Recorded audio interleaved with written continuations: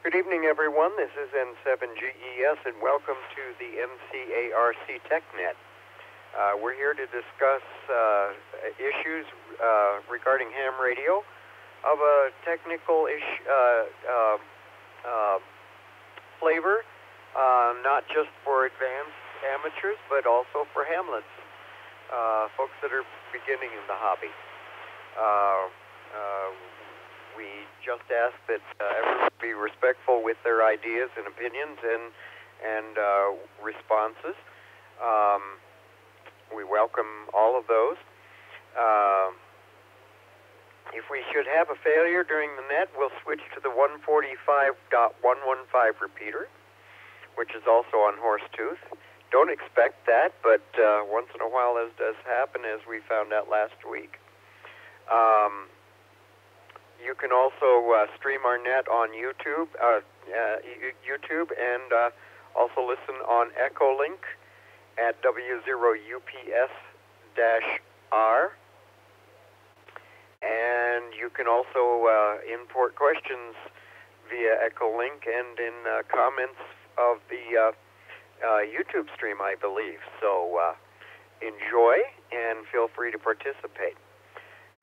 I'm going to take a break and then go over the topic here and then ask for check. Okay, topic for this evening. And I apologize I didn't get this out earlier on the mailing list, but here we go. QRP, low power operations. How, why, and what equipment is involved? Remember, this does not have to do just with HF. A lot of areas can be covered here. So this should be a nice wide variety topic that a lot of folks can participate in. So let's begin with some check-ins and find out who's here this evening. And 7GES listening for check-ins.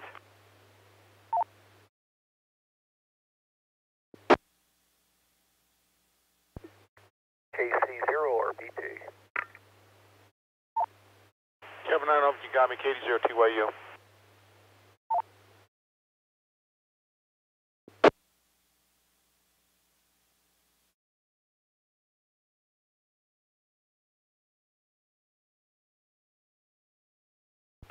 KD0 KSP, portable.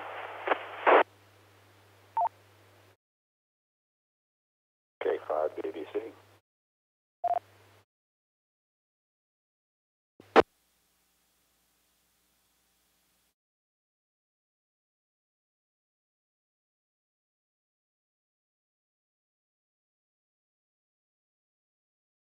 All right, let's go back and welcome K5 BBC.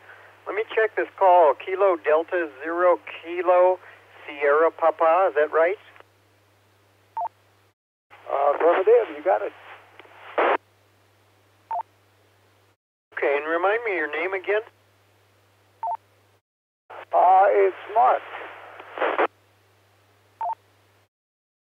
Okay, Mark, very good. Couldn't remember if I'd visited with you or not. Thank you. I know W0DDZ is here, KD0TYU, KC0RBT. Welcome all. Who else wants to check in at this time? This is Whiskey 0, Romeo Delta Charlie, Rob, around Owl Canyon. Good evening, Kevin. K1 November 0, November Yankee, Bart and Evans. Good evening.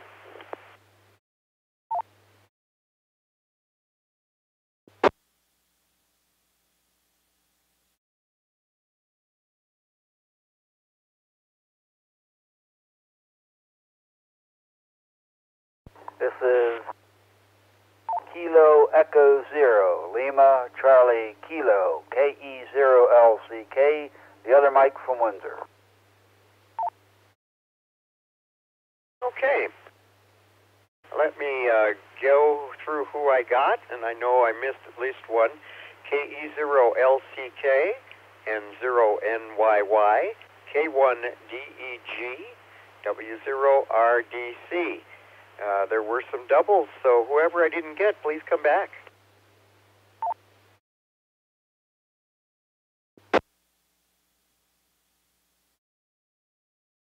This is November 0, November, nope, Quebec X-Ray, Quebec, Jean and Evans.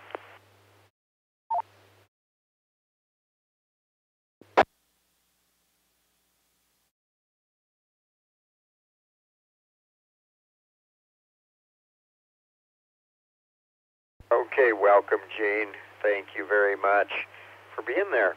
Anybody else, please?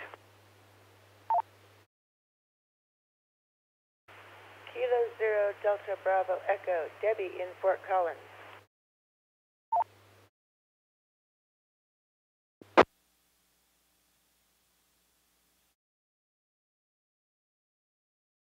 Kilo Delta 0, Whiskey Bravo Charlie, Pete in Fort Collins. November 0, Kilo India November, Ken, Mobile in Platteville.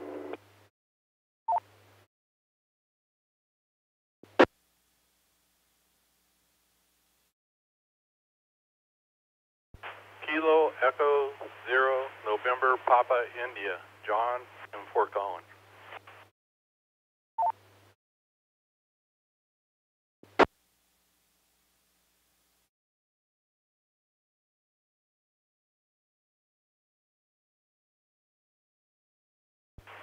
Kilo Bravo 0 Sierra Charlie X-Ray, KB0 SCX, George and Bertha.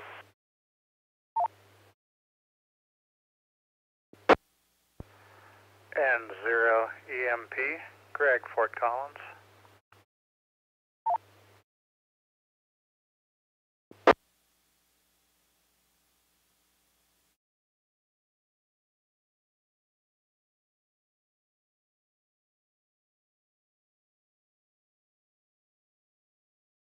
Okay.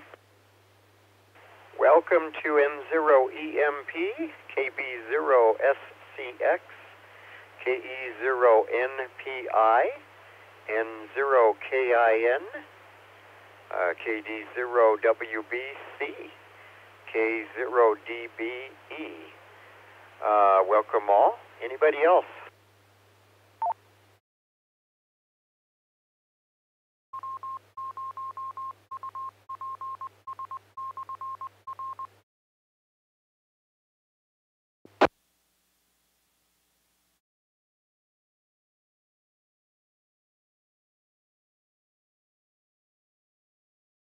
Okay.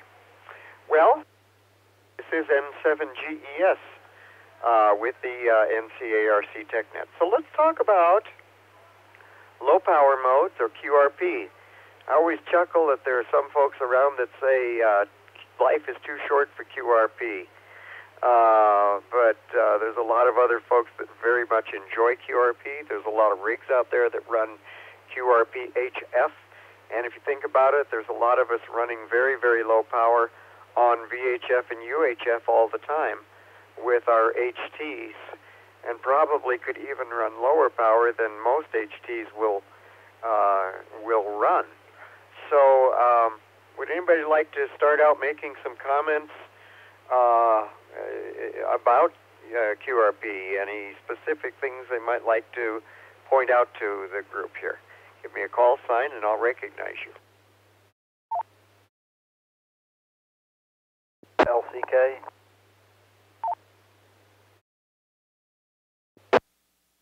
CK, go. Yeah, this is KE0LCK. I got into low power for a couple different reasons. First of all, I am in a restricted area that can't have a really great antenna, and I can't get one in the attic, and a number of other reasons. So I have a line out, and it works pretty good, but it's not that great. What I've found, though, was with different modes of operation besides voice, I don't do CW, that the digital data for me works so that I can get much, much further than I ever would with voice at the power I have available. Reset. Low power should not be your first choice of a radio if you're just getting into HF. It's pretty challenging, to say the least, and that's one of the reasons why I do like it, because it is a challenge. If I feel like being challenged, I go that way. If I don't, I do something else. But those are the two primary reasons I got into it. Back to net. November 0, Whiskey, India, Quebec. And QRP never really fascinated me, but on the other hand, I had a member in the Loveland Club once that liked to use QRP, and he'd often use an output transistor for about half a watt.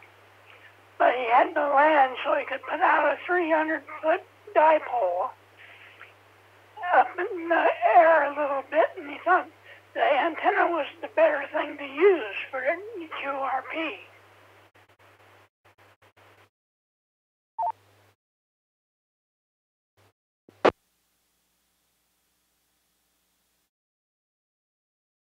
Okay, thank you very much, Carrie, and thank you very much, LCK. A lot of good points there. Please remember to just throw out a call sign so that we don't have a double or a crash, and I can recognize you and make sure that you have clear air to come back to me there, just as a way so that we avoid having people miss comments. Okay, so there's been two of us that have mentioned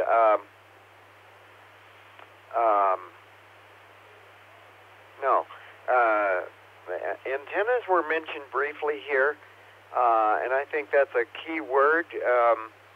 I wonder, there have been several points made. The HF QRP you might not choose to do HF for your first radio. Digital modes work very well on low power. Restricted areas require sometimes low power, among other things. Other comments anybody'd like to add to what we've just heard, or add new points, please?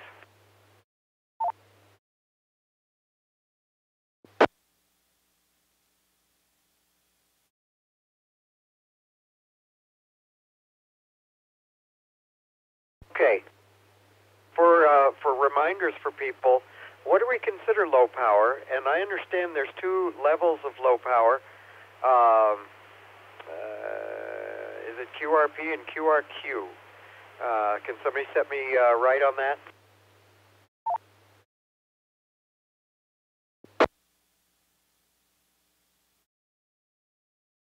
LCK. LCK, go ahead. Yeah, this is KE0LCK again. I believe that generally accepted QRP is 5 watts or less. If you can get less, it's still QRP. If you go above 5 watts, it's not QRP. I'm not familiar with the QRQ, though. Back to net. NYY. NYY? I always thought the 5-watt thing was true also. However, there are people that say anything below 10 watts, frankly, either way. Most of the rigs that I have seen, take the Micro BitX, for example, is a 10-watt rig, and they call it a QRP rig, but the only other number I know, or designation I know of, is QRPP, or Extreme QRP, which is below 1 watt. And 0 NYY.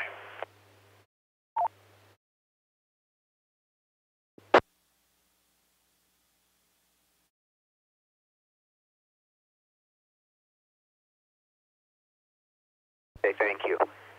Yeah, QRPP maybe is the word I was looking for. Thank you. Now that's an interesting thing, and I'm wondering if that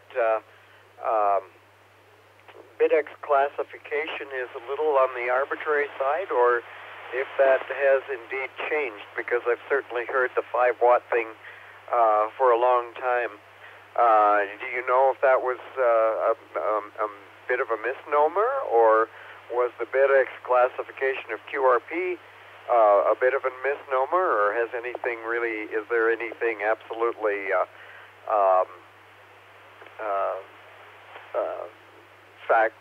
factual on that?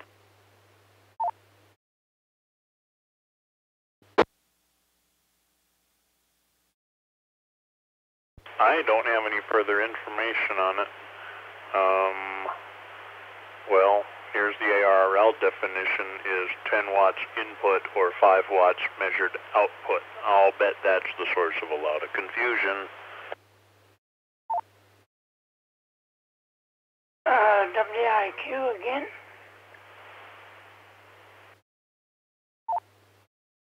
Okay, WIQ. Well, for anybody that wants to get more into QRP, there is a QRP net on 2 meters. And as I recall, it's on 145.145. But anyway, that might be incorrect anymore because I used to hear it as I was getting ready for other nets. So I'll just mention it. So back to net.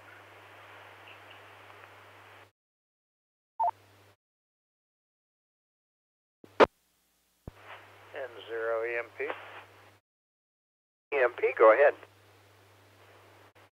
Yeah, just as a side note, I'm looking at lightningmaps.org right now, and there's some active cloud-to-ground lightning in the Fort Collins and Loveland area, and probably moving east as it tends to do. So I'm on an HT, and I've unhooked all my antennas here in N0 EMP.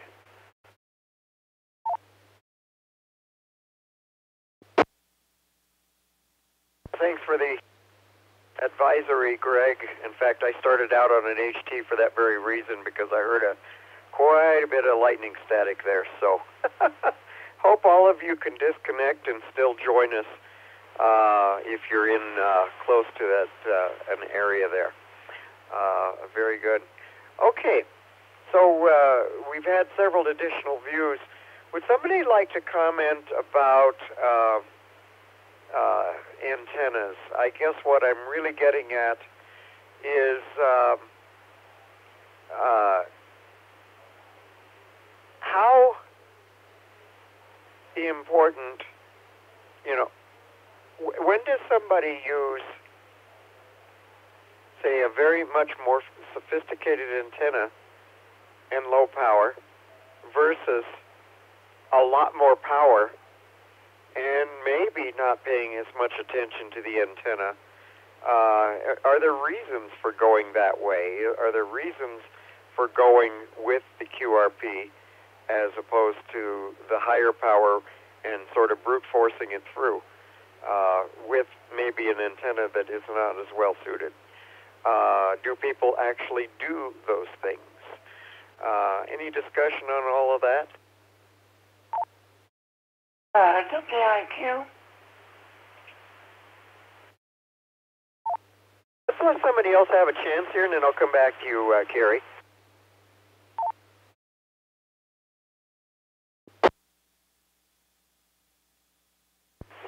KSP. KSP, go ahead. Yeah, Keith, one of the fun baits I tried one time was using Doug DeMaw's little tuna can rig. And at the time I was director of engineering for broadcasting channel. And I hooked his little rig up to a 370 Fowler one night when it was stations off the air. And I had a lot of fun with that thing. It was 80 meters. I was getting probably 160, 170 miles range and about a watt.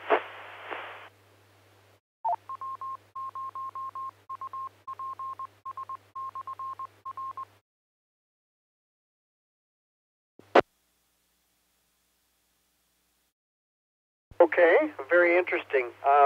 What was the, you may have just said it and I was having a little trouble copying. What was the power on the rig? It was rated at about a watt to watt and a half. I think the original version was fine. Used 2N2222 in the final. Go ahead.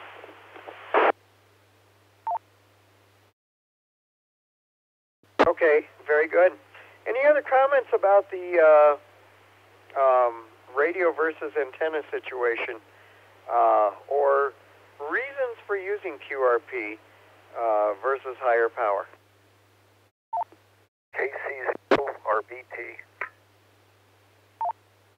RBT, go. Yeah, I just want to comment on the antenna. I guess I have the QRP rig, and I have a conventional rig at 100 watts. And if I had my druthers, I'd rather put the money in the antenna versus the transmitter. And the reason being is that even though you could hook a linear and get 1,000 watts, people could hear you, but you may not hear them. So I'd rather put the money in the antenna and have the sensitivity. And most antennas, as you know, or as far as power in and power out, if you can hear them, you can work them. So I'd much rather have a higher gain antenna with a QRP rig versus an amplifier with a ham stick.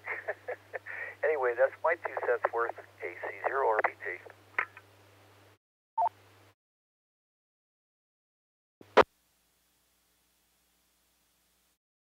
Okay. I would imagine most people that are using higher power are still also using better antennas so that they do have better gain as well, but it certainly is something to consider. Okay, so without the antenna situation, without the comparing of antennas, why would one want to use, we'll limit our talk now for just a few minutes to HF. Why would one want to use lower power at this point? I know there's probably several reasons, including just the fun of it. Are there other reasons why one might want to use lower power?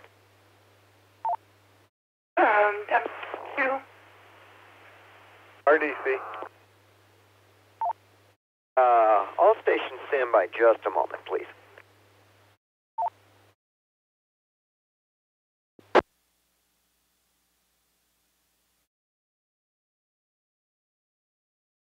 Okay. WIQ, we did have a double. WIQ first, please. Well, Kevin, the first thing about lower power might be the fact that it's easier to make an antenna because you don't have to have higher power to work across the antenna parts. Where if you have higher power, you have to have more distance between the two sections of antennas. So, I mean, 100 watts don't make much difference, but down at 5 watts, you could bring the antenna pieces closer together because they won't arc and all that kind of stuff. But that is probably the main reason. And then the challenge of QRP is simply being able to work somebody you can hear with very low power.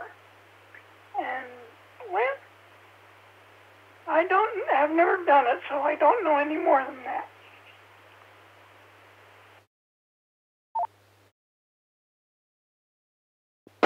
Okay, and who was the other station? I believe it would have been me, Kevin, W0RDC. Okay, RDC? There you go. Hey, I've got Matt on Facebook, or not, on the live stream on YouTube.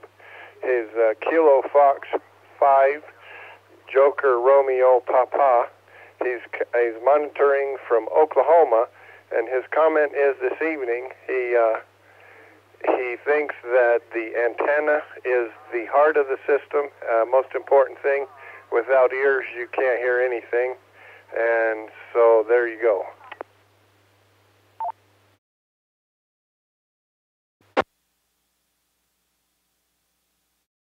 Definitely confirmation on what we've heard, and I appreciate that. KF5JRP. thank you very much for joining us, and any other comments you have, please do share them. We appreciate that. This is N7GES with the NCARC TechNet. Any other comments about why one might want to use QRP? K7. Okay, we had a double. I heard K7AVV first, please. Well, thanks, Kevin. Good evening to the net. Well, one of the reasons that I like QRP is if you are going to be backpacking, it's certainly a lot lighter to carry the radio and battery and antenna for that than it is for something that's 100 watts if you're going to have any operating time. You can also even carry solar charger to be able to stay on the air with. There are events such as Field Day that you get extra points for your QRP contacts. I think there's a couple of them right there. As was already mentioned, being able to work farther away stations on QRP, and if you come on and identify that you are QRP, a lot of times they'll pick you up when they won't pick you up if you're running 50 or 100 or 1,000 watts, but they will pick up the light stations that way if they hear that you're QRP. So a lot of times you can make contacts that you wouldn't make otherwise. I know on PSK 31 on half a watt, we've been able to do Australia and New Zealand on a fairly regular basis, even when the bands aren't playing for voice. So that's another option there. Anyhow, back to net, K7 AEBV.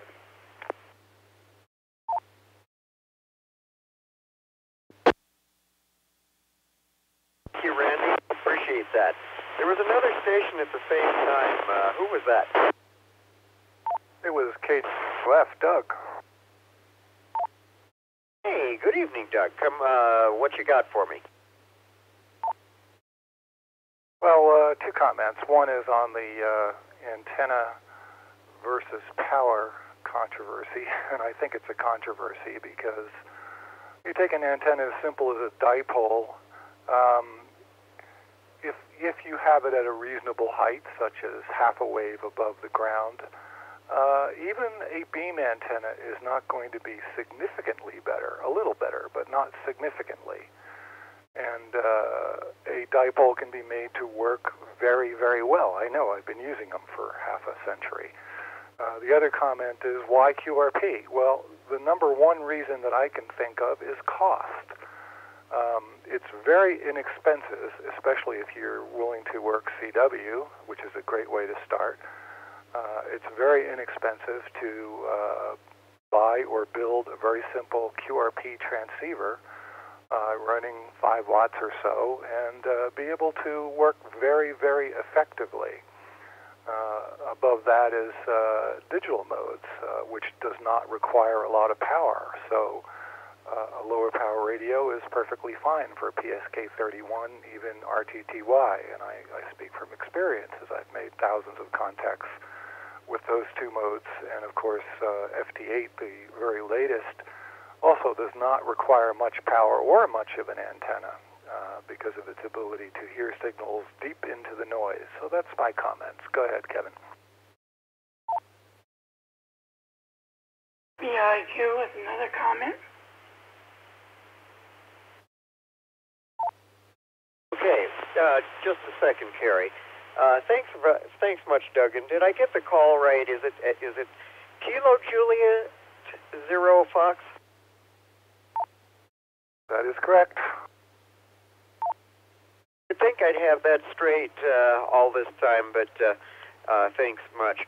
Let me just clarify your comment about the antenna versus power issue. You mentioned a beam half wave up is not going to be as well, but a dipole works very well. Did I miss a part of that point there? No, I think a beam has a lot of forward gain. It may make your signal twice as strong. maybe a little more than that, but it's probably its big advantage is having front-to-back ratio, whereas a dipole does not have front-to-back ratio. Obviously, it's bidirectional, but it is very, very efficient and very, very simple. And having run 1,000 watts through a dipole and 1,000 watts through a beam, yeah, there's a difference, but it's not night and day. So when we talk about having a much better antenna, well, there's not a much better antenna than a dipole. Beams are better, but they're not, night and day and going to make or break contacts. Dipoles are as simple as they get, and beams are a lot more expensive and a lot more complicated.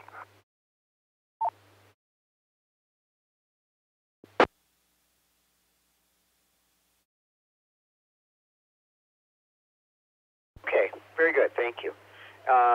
Just thought I hadn't quite caught the entirety of your point, and I appreciate that. Cost, that's a good point as well. We've talked about cost, lightweightness, several other very important things. WIQ, what you got for me?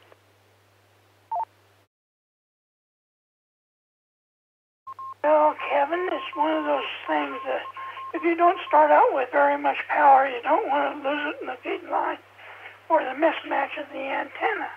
So you pay more attention to those details too, because you don't want to lose any power going to the antenna with a low power rig. And then of course it works better for incoming signals also. So what can I say? Back to net.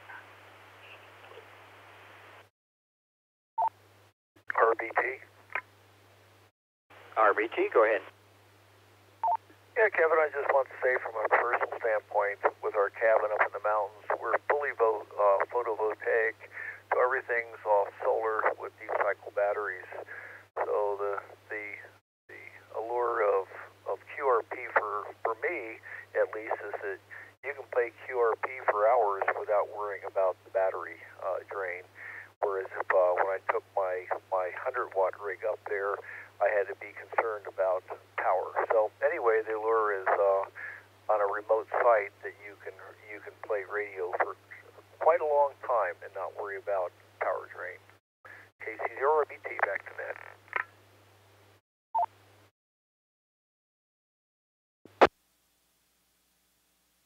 Okay, now. Oh, sorry, NYY, go ahead. So, just to throw some information into the mix, cost has been mentioned several times. I bought parts for a Tiny Tornado, which is a small single transistor transceiver, CW only, mind you, and less than a watt. About $6 or $7 for the parts to build one if you want to build one yourself. You can get what's called a Super Rock Mite, which is about 8 watts of output, $29. You can, and that's a single frequency. Both of those are single frequency radios. Both of those are CW transceivers only.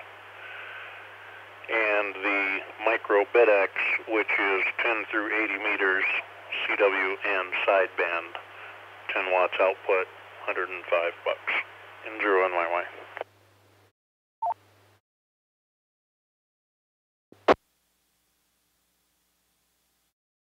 Yeah, and the Micro BitX is CW and phone and 80 through 10, if you didn't happen to mention that already. Very good. I think this has happened a few times, and I'd just like to know how many of you have actually transmitted QRP by accident? How many have made some contacts and realized their power was set fairly low? Maybe not quite in QRP range, but close there too.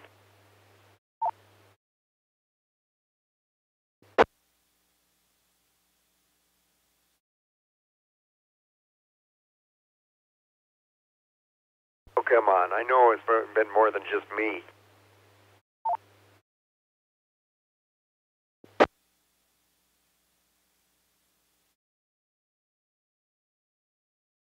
Okay, what's the question? The question was how many people have actually made contacts being on low power, nearly QRP, by accident.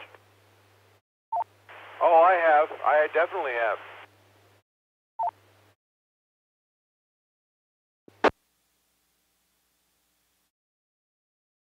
I have too, Kevin, KJ0. That's TYU.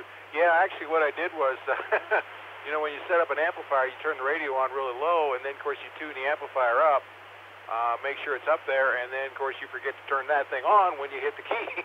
And so you talk to somebody with, oh, I don't know, 3 to 5 watts or something like that, and then you look down and the amplifier's not even turned on. Exactly. Yeah, very good. You happen to remember, either of you, where you ended up reaching to on that lower power?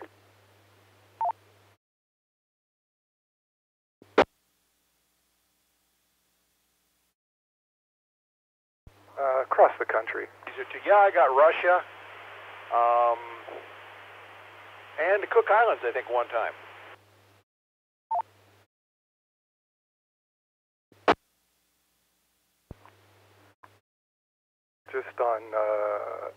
Just operating QRP, I worked New Zealand on 5 watts sideband, and I didn't mean to.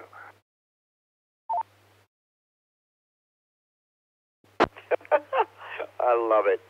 And I can't say that I've done that well, but there have been times I've had my power back because I was testing, getting ready to run net control, and getting some contacts, and then realizing before the real net got into progress that I was not running full power.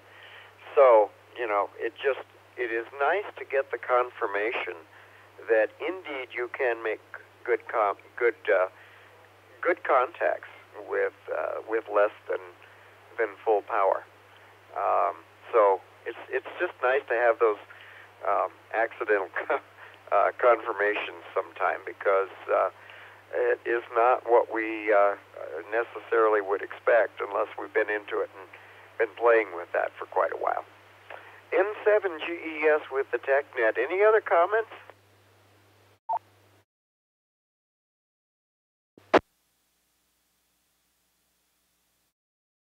On WIQ, and I think I almost always have a comment. I think so too. Go ahead, Gary. Now here's the scoop, guys. If you have a fairly decent antenna and you only put 5 watts into it, set out a signal and see what happens, because there's almost always somebody listening, and if they hear you, they'll come back to you. It's just that simple. But on the other hand, you have more power, more people are going to hear you and be able to come back to you. So that's the scope.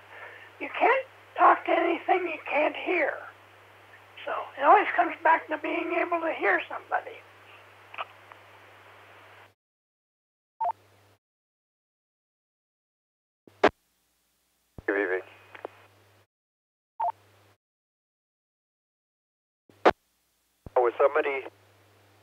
Was somebody else wanting to jump in there? K7 AVV. Hey, go ahead, AVV. Yeah, I'd be curious as to what the most unusual antenna that people have used. We've used in emergency situations. We've loaded guardrails, fences, and most recently we have a local here that's loading a 40-meter trailer and doing quite well, working coast to coast. So I'd be curious what the most unusual antenna that people are running. And some of that has been done at fairly low power. I know that one of his contacts was at 30 watts, and I know that many of the contacts that we had were anywhere between 5 and 25 watts. So anyhow, that'd be kind of curious to find out. K7 AVV.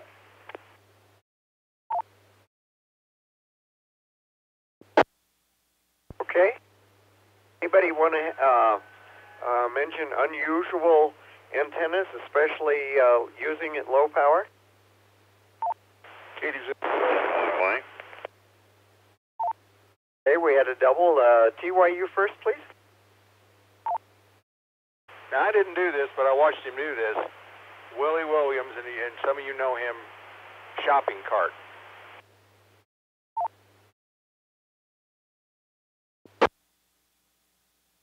You remember how much power he was using? Not very much. I imagine maybe 5-10 watts or something. And he got out of the country. I don't remember where he got, but he got out of the States. KSP. KSP, hold on just a minute. NYY, go ahead. My most unusual antenna was the rain gutter on a probably 50-unit apartment complex. I'm going to estimate that it was 150 feet long. I was on the 3rd floor. Had a 3rd floor bedroom with a window, could reach out, hook the coax on to the rain gutter. Had a bathroom cold water pipe for a ground, and an antenna tuner, and 5 watts, and I got to Brazil. And I pretty much owned most of Greeley with that antenna because I was sitting up on a hill facing the town. Long horizontal, numerous vertical downspouts all down the pipe. I don't know how well they were electrically connected, but it worked remarkably well. N0NYY back to none. That's very cool, and I do think I've heard you mention that before. KSP, go ahead. That sounds very close to what I was getting ready to say when I was in college. Lived in an apartment building that was really long, and they had a common heating and air conditioning duct between 2 apartments. And there's a really strict covenant about nothing outside. So one night I took my ohm meter and just buzzed out the duct in the building and happened to find out that it was isolated from ground. Reset. So I took my High Water 101 and FJ tuner and hooked the random wire connector to the duct and hooked the good ground to the cold water pipe and using an FJ tuner and used 40 and 80. 80 pretty much got me all over North Carolina, and 40 I could get the Midwest easily. Go ahead.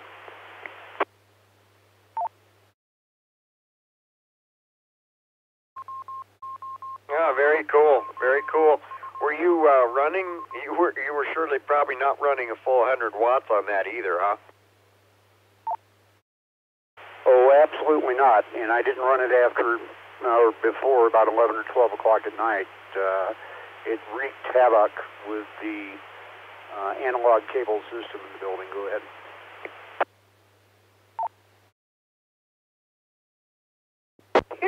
Yeah, I wouldn't be surprised. However, that's interesting story. Very cool. Anybody else want to chime in on this? Anybody else have stories along these lines? KJ0F. Yeah, Doug. Well, I've spent a long time experimenting with antennas, and one day I decided to see how small an antenna I can make that still makes contacts. So I made an antenna that is about 18 inches tall on 20 meters and ran 100 watts. And when I described the antenna, I found myself with a pileup of people interested in knowing how I did it. And it was basically an LC circuit that resonated on 20 meters that was just open to the air. So just a big coil and a capacitor.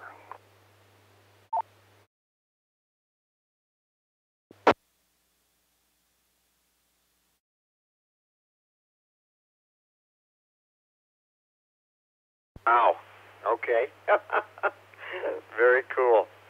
Very cool. Well, that's quite the set of testimonies there. Anybody else?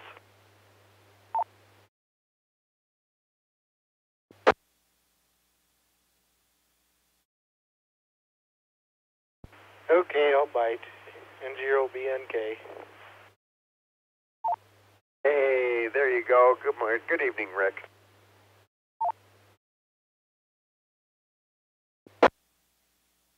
Well, I'm the goofball with the trailer antenna. It's a 10-foot long, a 6-foot square enclosed trailer.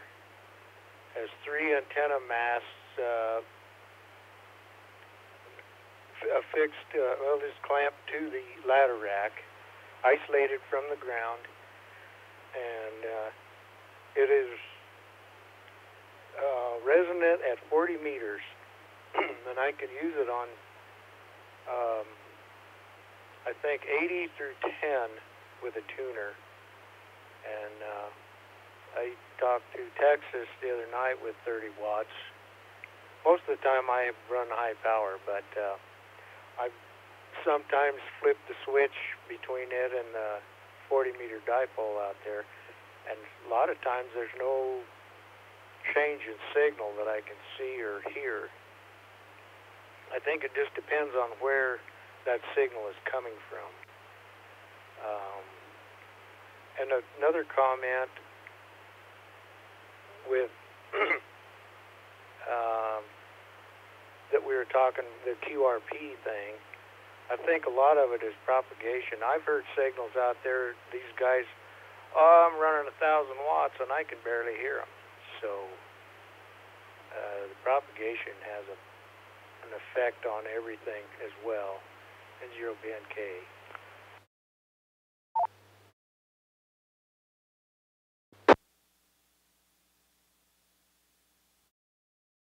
Thanks for the info on the trailer there, Rick, and the contact. I think that's fantastic.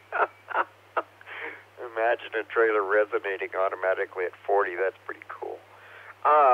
Yeah, propagation wasn't mentioned, and certainly I guess we all take for granted that that's how important that is, but it is an important consideration, because if you set up a QRP rig and then try it out and find that you get nothing, certainly that could be part of it on a particular day or time. But probably definitely have to consider these other factors first, certainly. But then the propagation has to be taken into consideration too. Let's talk for a few minutes perhaps on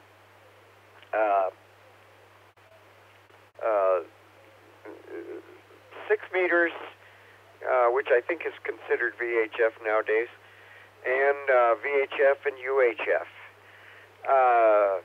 There's a lot of us that want to get higher powered rigs on VHF and UHF, especially when we want to get through bad weather and things like that, and mobile, especially mobile. But there's a lot can be done with. There's a lot that can be done with lower power on those bands as well, with good antennas. Does anybody want to comment on specifics or specific setups, or make any comments about this area?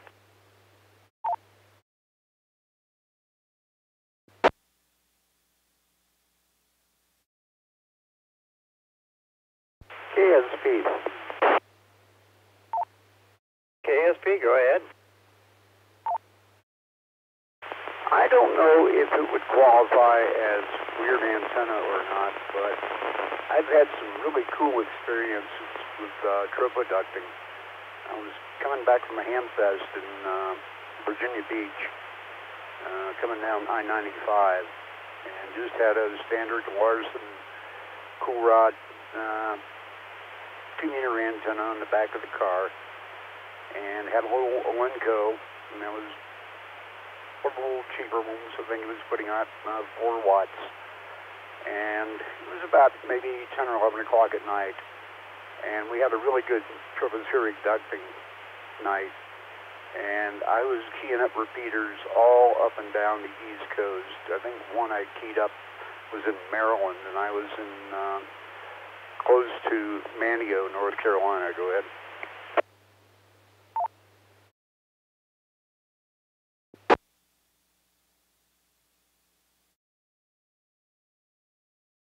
Okay, there you go.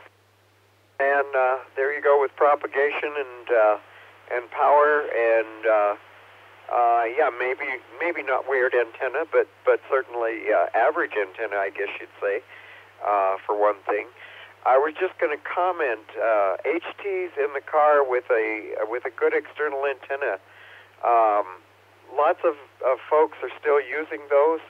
Are anybody want to make particular comments on how satisfied you are with them when at least you don't have weather getting in your way?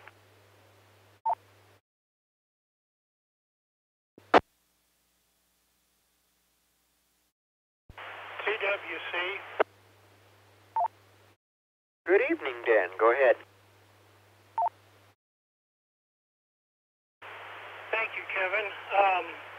As far as HTs in the car, anytime you've spoken with me in the past several months, you've heard me with a Kenwood D74 and a dual band antenna on the roof. That only is 5 watts, so I guess it is QRP, but I have to say, it's not the watts in the transmitter, it's the watts in the antenna, and I spent some time finding a good antenna, and that's the whole secret. Back to net.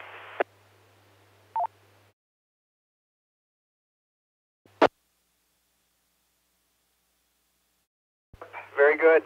Very good.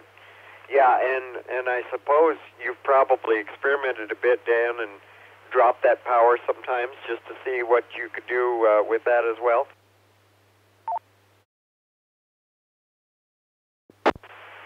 Yes, I have, Kevin. I'm out here in Nunn right now, sitting inside my house, speaking on 5 watts.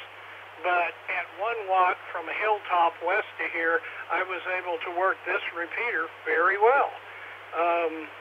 Again, it's the antenna, I think.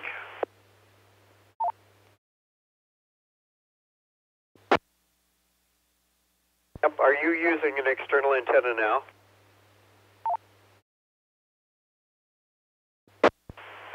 No, I'm using a diamond dual bander sitting, and the HT is sitting here on my desk. We're inside the house next to my computer.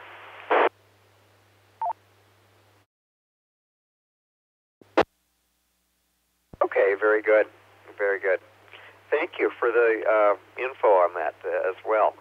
Anybody else have comments along these lines?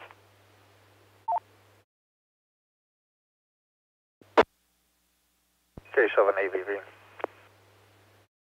AVV, go ahead. In terms of antenna, of course, elevation is certainly going to play a part. There are different signals that you will receive at different elevations, even without a significant antenna. Case in point was on a field day Sunday morning, 70 centimeters on 446 with a river duck. We wound up with ducting coming in from Chicago, Illinois.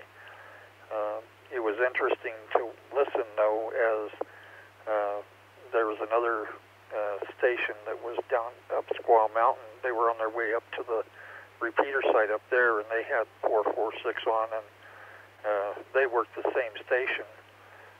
We also had ducting that came through from Custer, South Dakota, on the 146.85 repeater frequency. When that repeater was located up here, we turned off the repeater and were able to work them duct to repeater just using tropospheric ducting. So it's not always the antenna, but propagation certainly plays a significant part in what you're able to do there. I know the weak signal guys,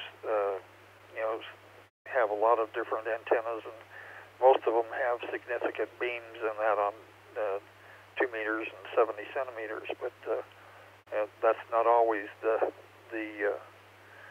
telltale. Now, when conditions are not unique, like with tropospheric ducting, the antennas are certainly going to make a difference. So I'm not putting down good quality gain antennas, because that helps on both transmit and receive. But if the conditions are right, it's not going to take anything more than that dummy load that sits on top of an HT to be able to make the contact. Back to you there, Kevin, K7AVV.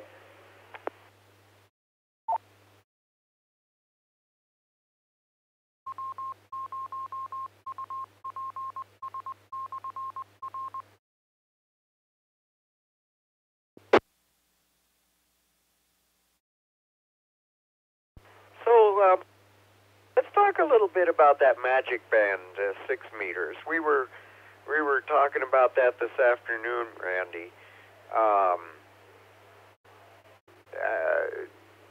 You've told me lots of stories about using it as an Invis sort of band by AM, and obviously it was probably more predictable for that. But we've often heard an awful lot about longer distance contacts, and probably oftentimes not with a great amount of power.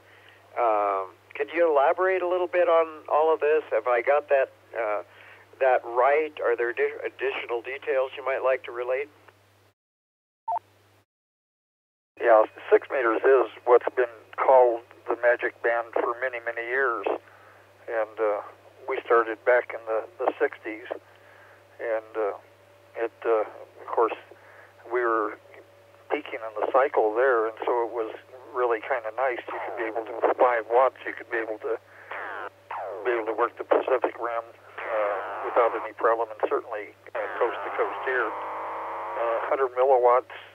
We built a 100 milliwatt rig and mobile on a tailgate with a helical wound fishing pole. We're able to work Bremerton, Washington. That was its maiden voyage on that rig, because we had just built it. That was in the 1968 handbook. They had a 2-meter version of it, and we took the tripler out and went ahead and built it so it would operate on 6 meters, and have had very, very good luck with it over the years. Still sits over in the shop, still operable, and but it does operate AM. We've worked all states on 20 watts AM with a 2E26 in the output on a Lafayette HA460 with a vertical dipole, and then we did have later a 6-element vertical and 6-element horizontal beam. So it was, we just had to switch antennas to be able to switch polarization. We also used to have a regular SCAD with a guy that went to Okinawa, and one of the tricks that we found that worked, and we had read about this in a magazine at the time that was called Ham Radio Magazine, a lot better than anything that's out these days, technically anyhow, and about changing the elevation of the front of the antenna, taking it up just above. I was just resetting it there, just above the noise, and then bring it just slightly back down into it. And we were able to make contacts on a regular basis. We ran phone patches 3 days a week for a guy whose wife was still there in Imperial Beach. But we ran a lot of traffic between San Diego and Los Angeles. We ran the red flag fire patrols in San Diego County. We're all done on 6 meters, and most of it was on AM. We did have some guys that ran sideband, but most of the time the nets were strictly AM, and most of the guys were running under 20 watts, and most of the time about 10 watts with just a quarter wave vertical off of a mobile. So it certainly is a magic band in the respect that it does nice edge very nicely over the hilltops and down into the valleys, and you don't have to run significant power, but certainly if you've got a little extra, well, that's nice, but not necessary when the band's playing the way it should, or when people have antennas that are properly tuned there. Don't know if that's what you're looking for, but that's what you got. K7AVV.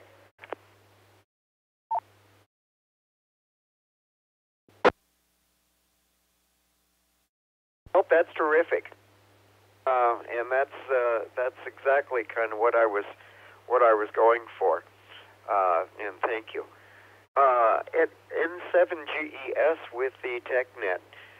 Other comments about 6 meters in general, or VHF, UHF in general, especially using lower powers. KSP. KSP, go ahead. Well, this is really going to give away my age, but back when I was Whiskey November 4, King Old Papa Yankee, back when novices had phone privileges, I had a Benton Harbor lunchbox, sixer, and one of my junior high school buds and I, we had like a sked that we ran every night. But there were times when 6 would open up and we'd start hearing stations from South Carolina, Georgia, Arkansas, and that was really amazing. I was running like a 300 ohm folded dipole. Go ahead.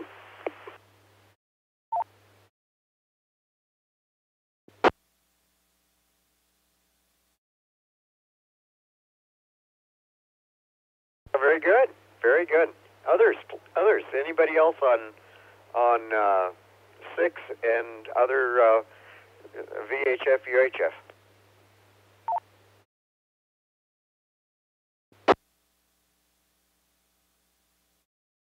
K7AVV, VHF is open. Go ahead. Well, I think one of the other bands that has not been very popular, mostly because the availability of equipment has not been as widespread as for 2 meters and 70 centimeters, is 1 1/4 meters. And whether you run simplex or you run through repeaters there, the propagation on 220 or that band at 1 1/4 meters is really unique from the standpoint that it bears some of the propagation characteristics of 2 meters and 70 centimeters. Good, for instance, is that you can get it to penetrate concrete walls, much like you can get 70 centimeters to do to be able to crossband repeat out of a building, which works really well. The other is that you can get it to knife edge over the top of hills, where a lot of times you'll have already lost the signal on 70 centimeters. You'll still have them on 1 1/4 meters. So there is a group that use a lot of simplex here on 1 1/4 meters, and power ranges are anywhere from 5 watts to 25 watts, and really have pretty good coverage within the Larimer County area anyhow. So it's another place to play, and I know that the club has 2 repeaters on that band, so one of them is down on the Makwa right now, the other one is up on Buckhorn, but it's ailing right now from need of a new antenna. It will soon be taken care of, but it is a band that has a lot of possibilities there. Back to you, Kevin, K7AVV.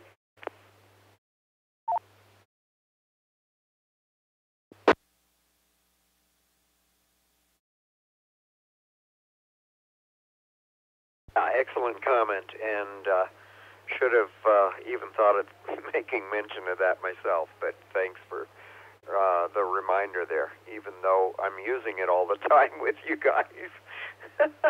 Anyway, that's why all you folks are there, is to bring up all of these points so I don't have to try to remember them all. So thank you for doing that. Let me see. I'm trying to think if I have any other questions. Does anybody have questions? I should have been asking that all along, because we've had comments made all along here.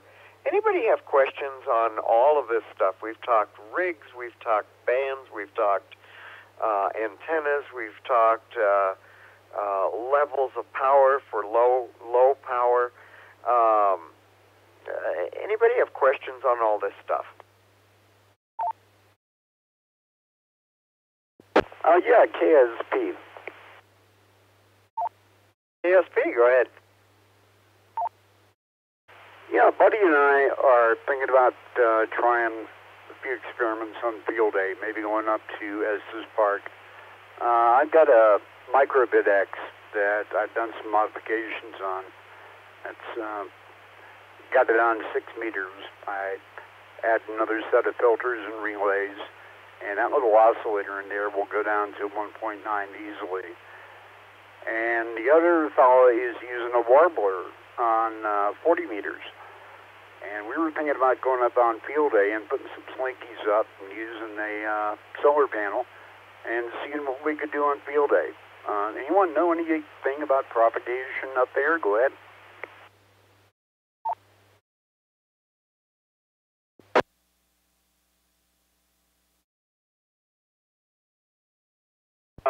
Did you give a location? I may have missed that.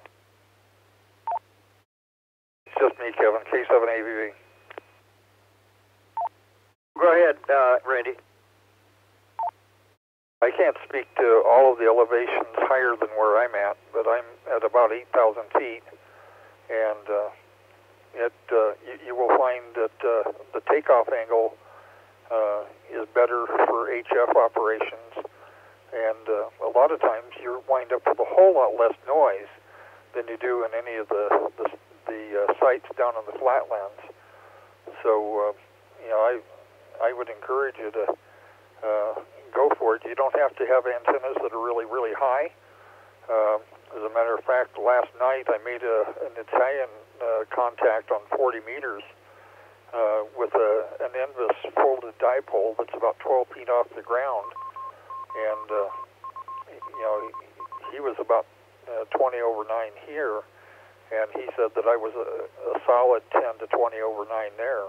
Said that I was the loudest one in the band. So elevation will make a difference in terms of the stations that you make contact with, but we oftentimes are able to do exactly the same things working coast to coast. So I would encourage you to go for it, and I think you'll be pleasantly surprised at what you find with increased elevation there. But I like to say I'm at about 8,000 feet. I don't always run a lot of power, and I do have a microbit X and a bit X40, so we've tried those out here, and they work well here in terms of making contact. So I think you're going to have fun. K7AVV. Yeah, K7AVV.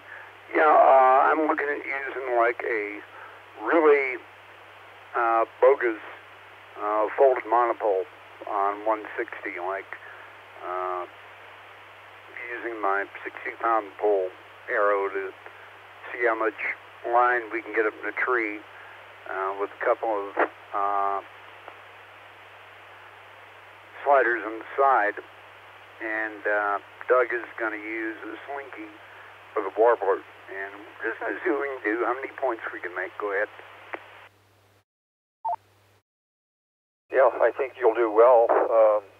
Obviously, trying different elevations with the antennas that you do put up will give you different results. But in terms of takeoff angle and probably in terms of the way they're going to radiate, but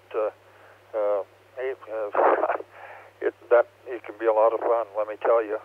I am looking at the possibility or the probability of putting up some wire beams for 40 meters, one going east-west, one going north-south. And I've got a friend out in Medford, Oregon, that's running that kind of an array, and 3 elements is all he needs, but it's just a lot of wire, but and it would be a lot of work for field day, but I think dipoles or slopers or end-fed ZEPs and things like that are going to work well. You mentioned the 6er. Well, we've had the 6er and the 2er, so gosh, where does that put us? Oh, well, K7AVV. Yeah, copy that. That really dates us both. Go ahead. Yeah, well, constant communicators ring a bell? Oh, yeah. Remember those well. Actually, my Elmer had one of those. Go ahead. Well, I owned one, and I also operated one for civil defense there in San Diego. So, anyhow, I better shut up here. K7AVV.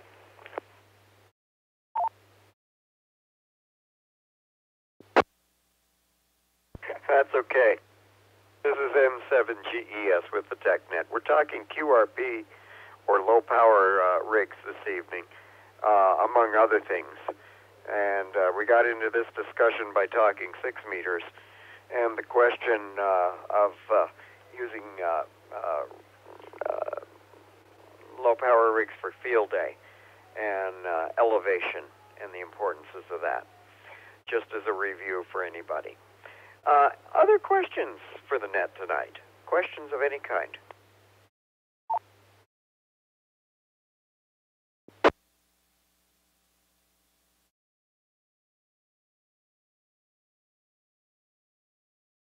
Golly, we surely couldn't have covered it that well. Any other comments for from anybody? We've talked about a lot of areas here. A lot of almost all of the HF or all of the bands, various modes, and a lot of different power levels. Antennas. What's going to be the most efficient when you're using low power? All kinds of things here. Any other comments about any of this?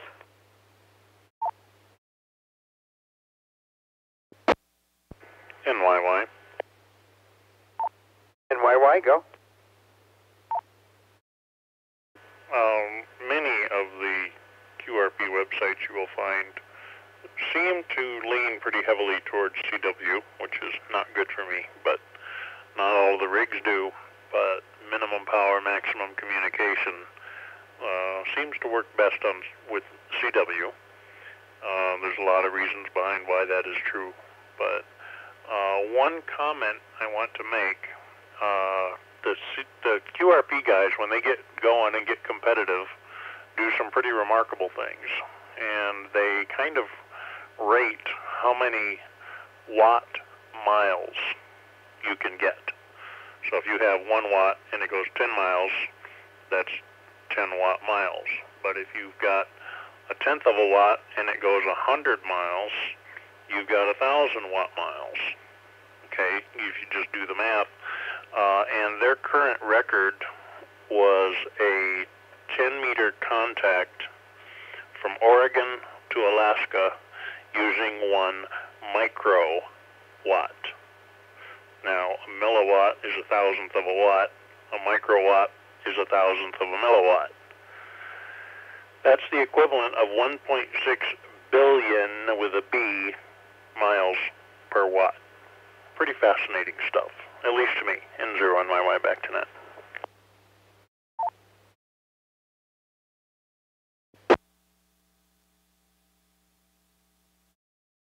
Wow, that is really interesting. I hope other people caught the significance of that.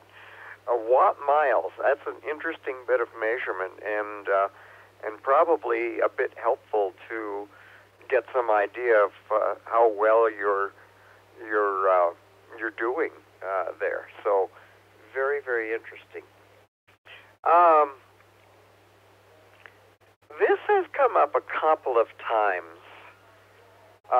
Anybody had experience with propagation being better with lower power than higher power in certain situations? I know I've heard some comments about using full power and couldn't get through, and cut to lower power and we were communicating beautifully. Is there anything to that? Is that a freak sort of thing? Is there a reason why that might happen? Can anybody expound on that at all? KG0F. Go ahead, Doug. That is completely illogical.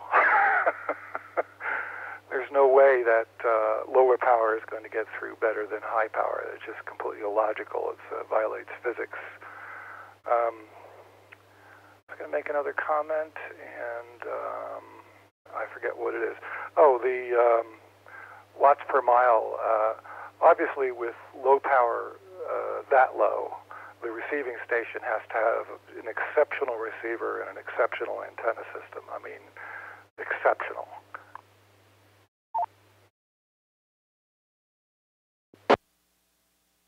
KSP. KSP, go. Yeah, my question is, what mode was the guy using? You know, if you use something like PSK31 or some really bandwidth stingy mode, yeah, maybe. But, you know, as you said, I have a hard time believing that with any conventional mode. Go ahead.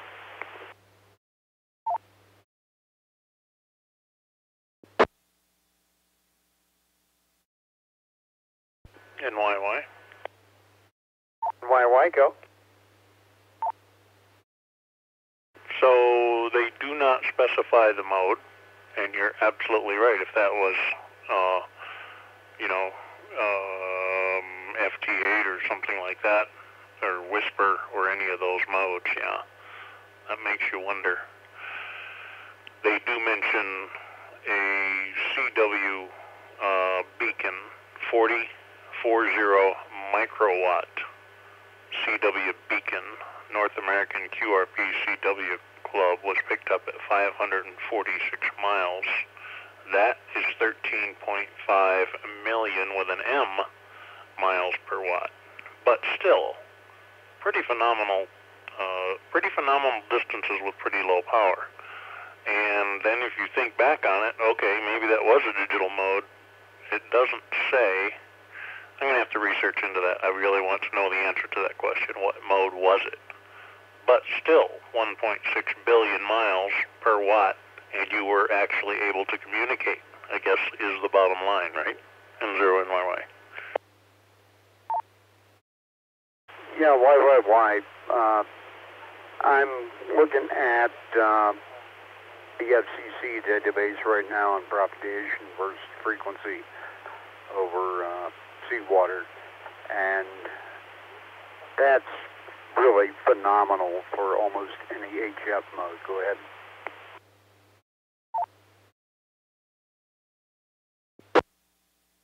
Under normal circumstances, I think I would agree. Actually, I think under just about any circumstances, it's pretty phenomenal, but it is documented. And who knows what the various and sundry ducting conditions were between the two locations. I do not have more information yet, but I will be happy to research it. By the way, that information came from the hackaday.com website, and it's an article called How Low Can You Go, where they're talking about the QRP records. N0NYY, back to net.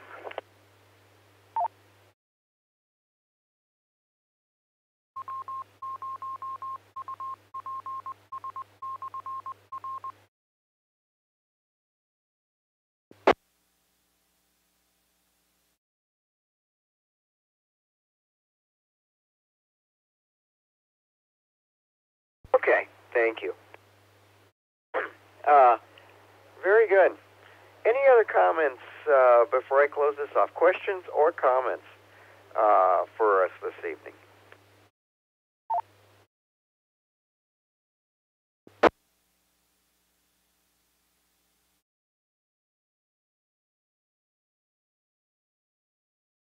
Well, I hope some of you are ready to give QRP a try, or QRPP a try. I'm still looking forward to getting a smaller rig built and giving it a try here. I actually have used RBT's FT817 and found I could get places with it, and enjoyed that very much. That was a fun experience. So I have done it a little bit anyway. Plus, having done a little of it, well, yeah, and I've done it on CW even with my big rig cranked down. So I've had at least some experience, and it's been good. So glad to at least be able to say that I've been a little a part of it, had a little bit of experience there anyhow. Thanks for everybody for contributing, and I hope that, as I said, that we've inspired some curiosity to be experimented with there. Let me reset.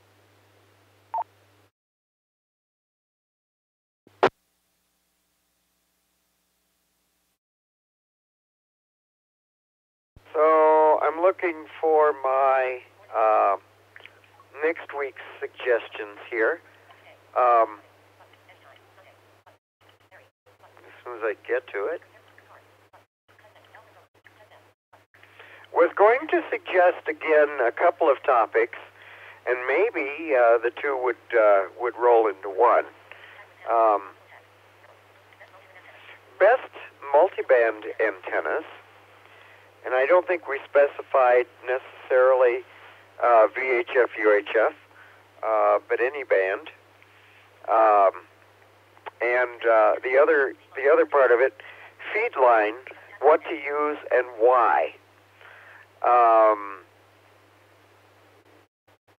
Any votes for one over the other, or should we hold those off into separate nets? Probably. I'm kind of guessing that there might be plenty of discussion on each one.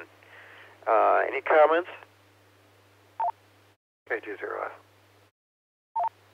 Go ahead, Doug. Yeah, I think they ought to be separate topics. that they're both capable of quite a bit of detail. I especially like the feed line one because I think there's a lot of myths and disagreements within the ham community and so on. And there are so many options that I think it would be a great topic. KSP. Go ahead, KSP. Yeah, I agree. I'd vote for separate topics. There is a lot of area to cover on feed lines and efficiency and various types of feeds. Go ahead. Okay, thank you. Any others? BIQ. WIQ. Well, I also think it ought to be two separate subjects because, as was mentioned, there's a lot of room for discussion on feed lines.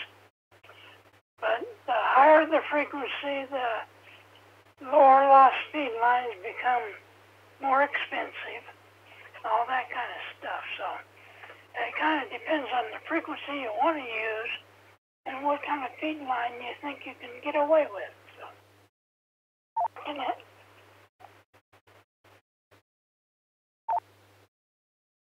Okay. Thank you.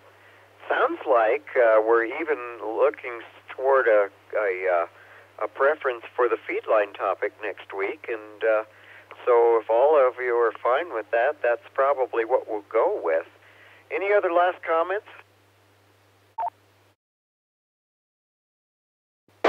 N0 KIN. KIN, go ahead. I have a general question. I figure with this many people in here, somebody might know where I can get a tuner plug for the ICOM 706 Mark IIG. I've got everything else. I just need the plug to connect to the tuner. I just don't know where to find that particular plug.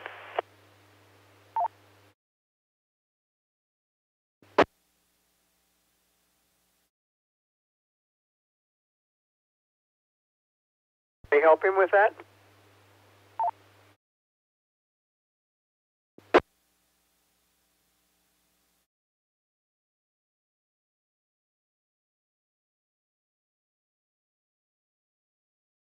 Can you tell me if you're looking for the plug to go from the tuner into the ICOM 706, and it's the plug going into the 706? Is that correct? Roger that. Yeah, I'm looking for the plug that plugs directly in the back of the radio. I've got the tuner, the AH4, so I'm ready to put that up. I just need to get that wire. And I'd rather get the plug and so I can make my own cord for a different length. Comment. Go ahead, comment. KJ0F. They're generally available. I just found it on Amazon. You get 3 sets for $9.25. So they're around. I would just do a search on ICOM Molex 4-pin, and you should come up with a lot of options.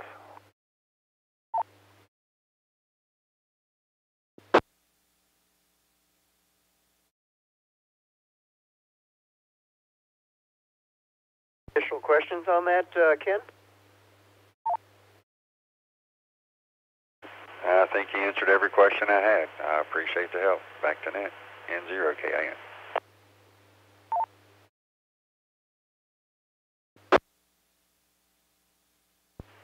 If I could answer every question somebody had in one answer, I'd be really pleased too. No, thanks anyway, Kev. Thanks very much, Ken. Anything else? Any other questions or comments? SCX. SCX, good evening, George. Good evening. Did I miss the Raspberry Pi Arduino topic? No, you did not. We sort of discussed one of these two options last week, and this one was the one I chose. The Raspberry and Pi and Arduinos will still be coming up as well. Thank you. I did have one question about QRP, and it's sort of, why is it that there are expensive QRP rigs being built? I know Elcraft and Yaesu have very fancy transceivers with 5 watts maximum output.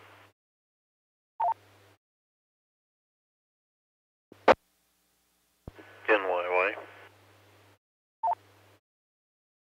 NYY, go ahead. I'm not 100% positive, but I think that if you look at the receiver specs and the current draw specs, you will probably find some answers to that. The backpackers in particular love radios like that.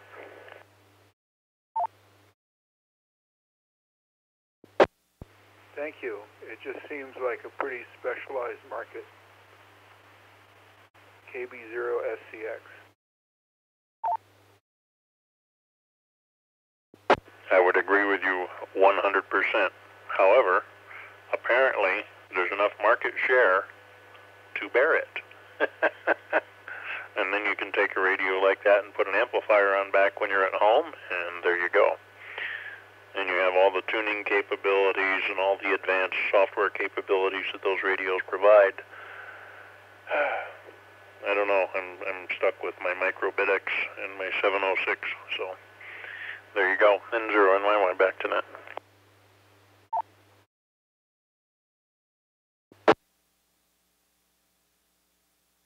Okay, any other comments or questions?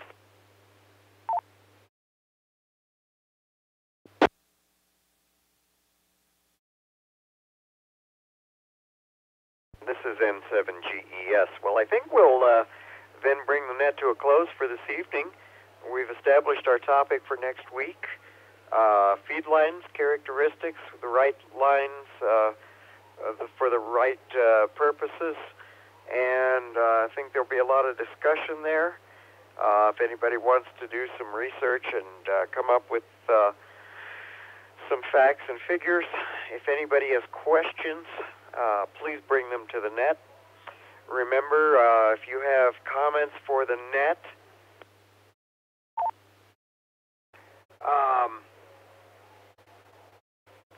I would imagine the video, the YouTube comments, might be one place certainly we can get them, but emailing Elmers at NCARC ncarc.net will get directly to us. And that's probably the easiest way to get to us. If you have comments about the net, questions about the net, questions for the net, any of those things, please address that direction. Our tech nets are streamed on YouTube and archived there as well, so you can review them there. We have our own YouTube channel, NCARC. So you're welcome to take advantage of that. I'm open to topic suggestions. Again, email those to me. And I think that's about all I have for this evening, unless, Dave, is there anything else I should cover house cleaning-wise?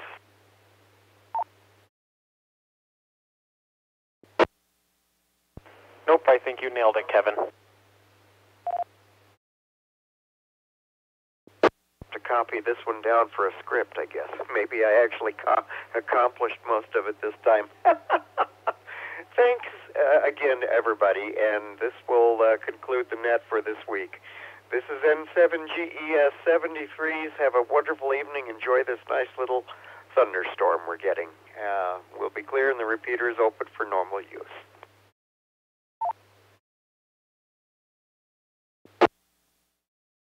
This presentation was brought to you by the Northern Colorado Amateur Radio Club. Thank you for watching, and don't forget to like and subscribe.